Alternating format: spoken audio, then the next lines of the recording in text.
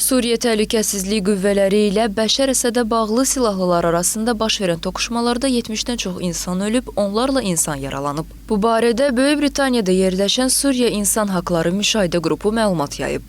Baş Təhlükəsizlik Administrasiyasının 16 üzvü cümə axşamı Suriyanın şimal-qərbindəki Latakiyada keçmiş prezident Bəşər Əsəd qüvvələrinin tərəfdarları olan silahlı qrupların hücumları nəticəsində ölüb və ya yaralanıb, deyə məlumatda qeyd edilib. Suriyanın Dövlət Xəbər Agentliyi SANA isə təhlükəsizlik mənbəsinə isnadən bildirib ki, Əsədin silah qruplaşmalarına bağlı qruplar Latakiyadakı Beyt ana yaxınlığında Müdafiə Nazirliyinin əməkdaşlarını və maşınlarını hədəf alıb. Nəticədə bir əsgər ölüb, yaralananlar var. Bildirilib ki, hücum edənlər yaralıları təxliyə etməyə çalışan təcili yardım maşınlarına da atəş açıblar. Bundan əlavə, Al Jazeera televiziya kanalının fotoqrafı Riyad Əl-Hüseyn də Cəbrədəki hadisələri işıqlandırarkən yaralanıb.